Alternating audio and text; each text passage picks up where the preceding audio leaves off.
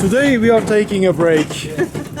We arrived this night in the marina of Douro. It's nearby the city of Porto, and we arrived at 3 a.m. this morning in a complete foggy world. It was a little bit scary, but all went well, and now we are taking a walk to the old city of Porto. Hello everyone, and welcome on board of the Missy. This is my wife Karen, and my name is Anthony. We are married for 30 years and we have one daughter, Charlotte. After sailing of several years on a rented sailboat, we decided it was time to buy one for our own. We found our dream boat in Portugal in 2019. She is a beautiful 40 feet aluminium Trintella built in the Netherlands in the year 1986. Our plan was first to bring her back home, give this beauty a serious upgrade, and start in 2020 with our trip around the world. As we soon will find out, nothing goes according to plan on a sailboat. So step on board and follow us in our journey through the highs and lows.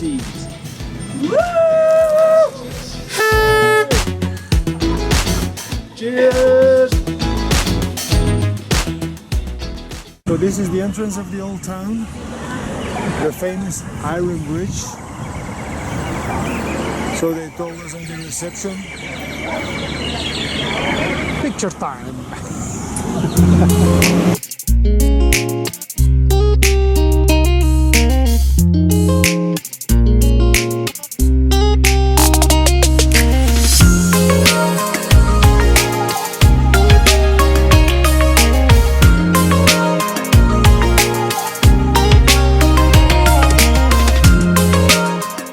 Of course, you can explore Porto on foot, but also very nice and comfortable are all the special modes of transport that the city offers you. From antique tram to funicular, from tuk-tuk to boat. The funicular Dos Guintas takes you from the low Ribeira, this is the old city center of Porto, to the high Batalha. The cable car was built in 1891 and travels 63 meters up a very steep slope in a few minutes. First stop, drinking un espresso in un mini pastel de nata. Very good. Rico? Rico. I've got the impression that Port needs some investments. Many buildings are old and not taken care of. On one side you have the legendary Porto Hotel, and on the other side you got these kind of buildings. All an impression of old glory.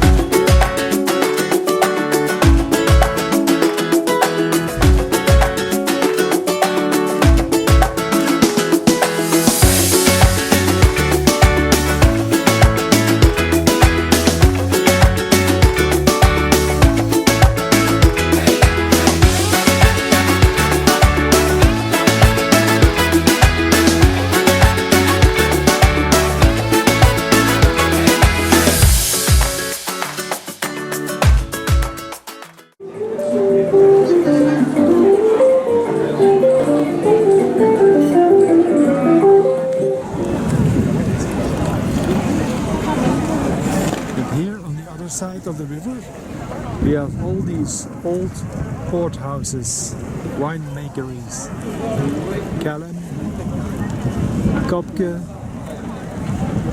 Quinta da Noval, Sandeman Port, Santa Cruz. We are here in the Porto brewery of Churchill, where we're gonna follow the production tour of the port wine, how they are gonna make it, bottlet.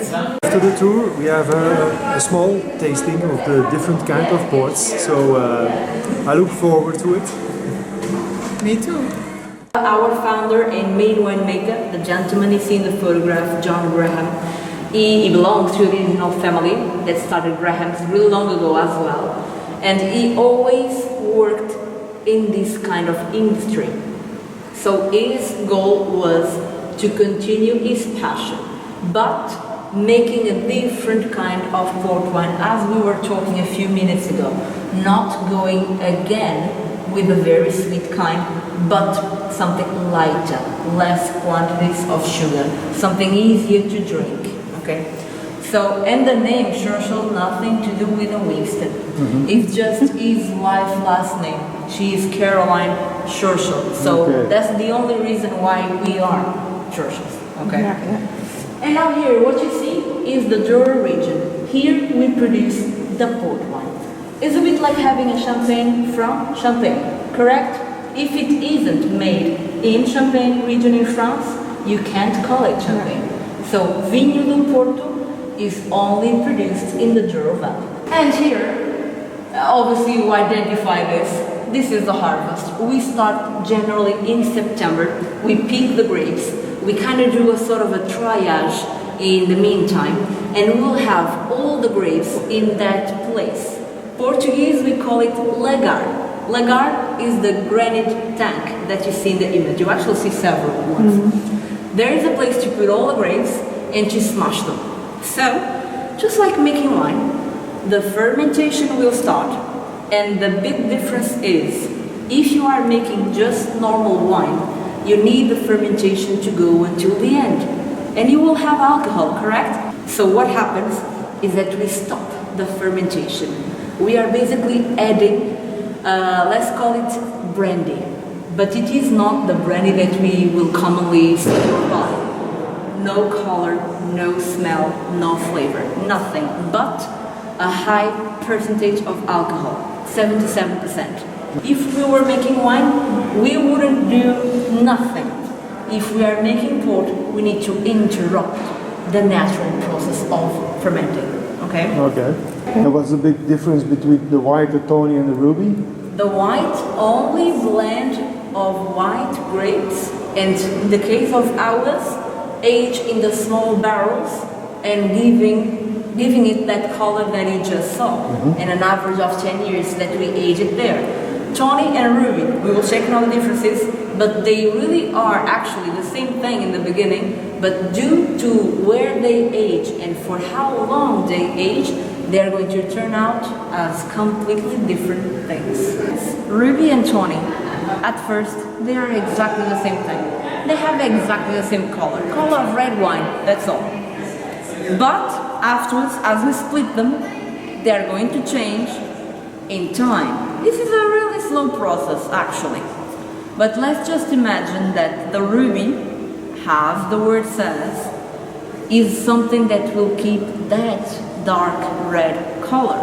It keeps the color of the grape, let's say. And that happens why? We are using big barrels like this to age that type of port, the ruby. And you might be thinking, why don't you go with the stainless steel?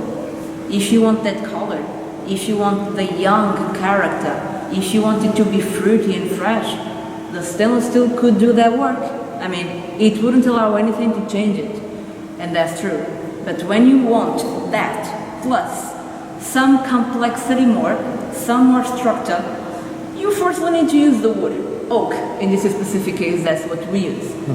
But some of the rubies, the vintage, they do age in the bottles. So you can also find a vintage, which is a ruby, that aged 20 years in the bottle. And you can even age more. So that's why I said, not necessarily. Okay. Is it making sense so far? Yeah. Let's check the other warehouse to compare the tawnies. The treasure room. Yeah, a little bit. I even do have the key with me so I can close it. So here we have much smaller barrels. And I was telling you that whenever we see them, it's easier to understand. So ruby is young, is fruity. The color doesn't change because we keep it in really big barrels. Tawny, for the English, tawny is to translate the brown color that they have.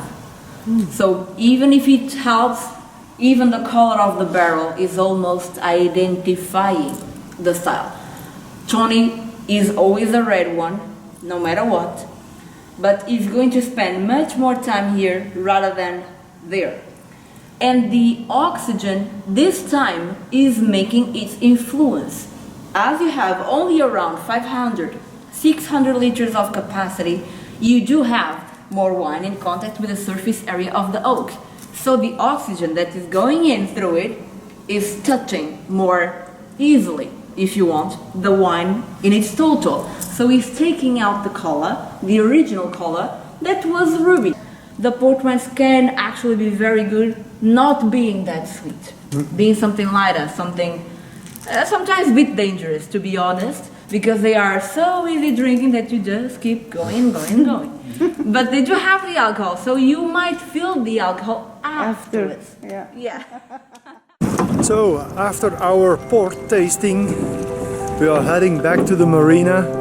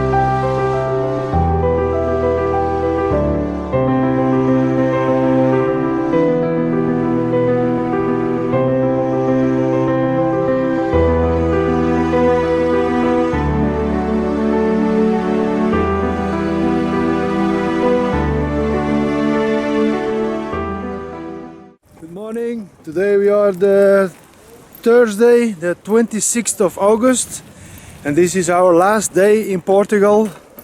We're heading further north, going to Bayona in Spain, but we're not gonna take the marina because the reviews are not so fantastic and they ask almost 70 euros a night. And across the bay there's a nice anchorage where we can stay this night, so we're gonna head over there.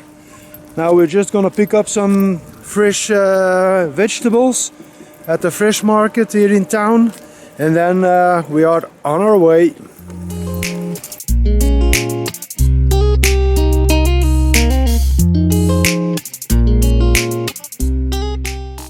Price list for today. Bigana only costs €9.90. This is really cheap.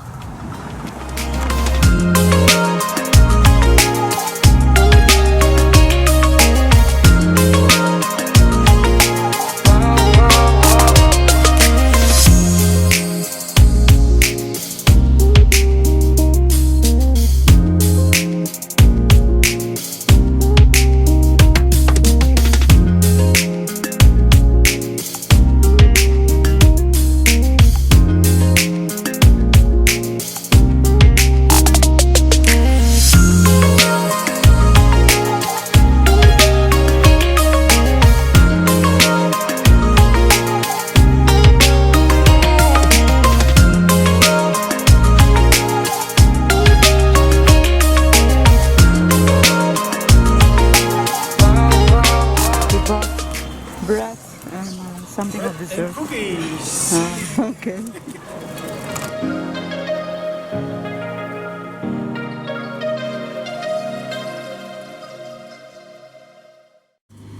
We are on our way to the Bay of Bayona, and as you can see there is no wind at all.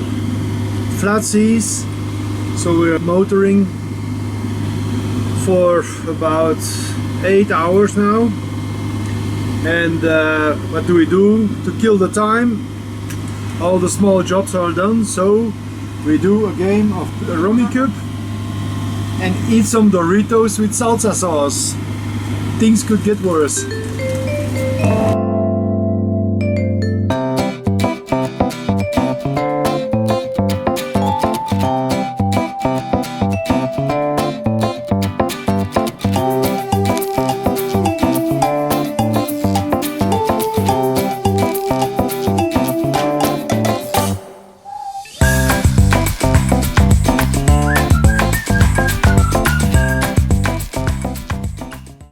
So tonight we have on the menu stuffed carrots with pork chops and boiled potatoes.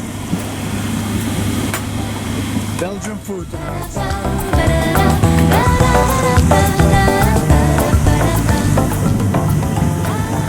Finally, after 2 years, the Portuguese flag is going down.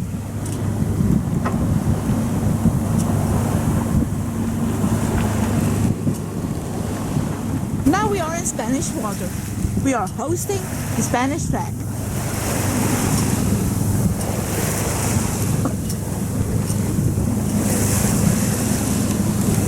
Welcome to Spain.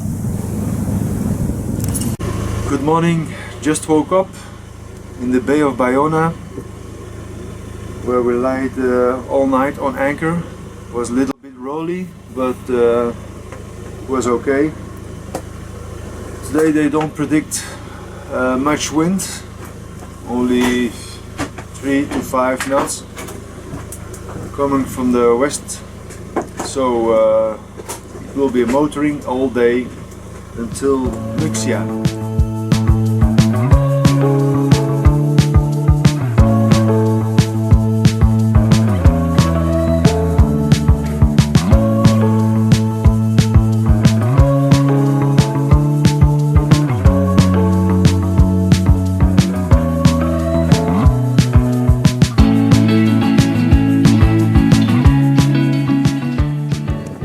So we arrived in Murcia and we have to go to Ponton 4.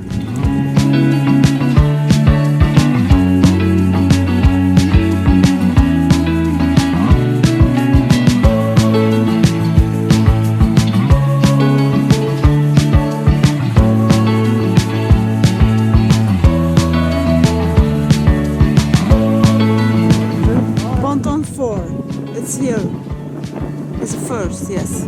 Yeah, here, I think. That's 4. We arrived at the harbor of Murcia and now it's time for dinner. And what do we eat? Brazilian steak with boiled potatoes and peas and carrots and a bottle of nice red wine.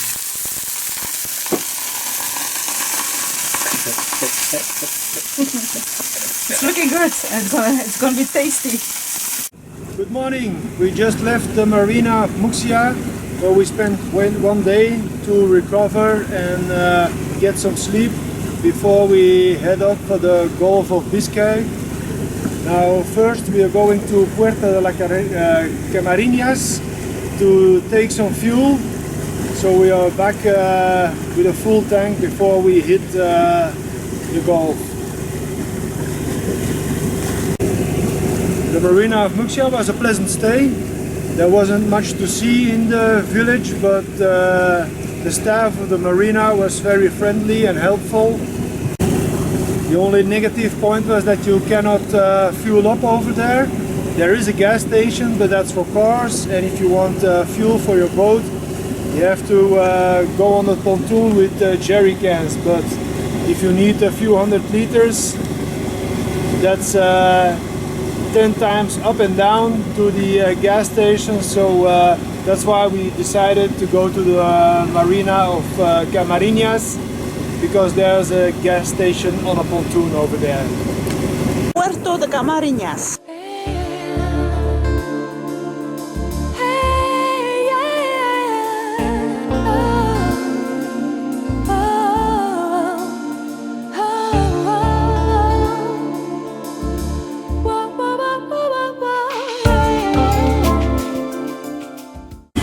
no luck in Puerto de las Camarines. There was one fuel station, but it was only with red diesel for the fishermen. So now we are heading to Corme. There we hope to find a fuel station. I tried to reach them by telephone, but it's siesta time now, so they did not pick up the phone. So I will try again in maybe 1 hour or so. Next time on the Missy. We have just left for the Bay of Biscay and are already being rattled. We were able to prepare our first proper meal after 3 days, and we need some help to get to Brest. Thank you for watching, and if you like, please subscribe and hit the bell button. Bye!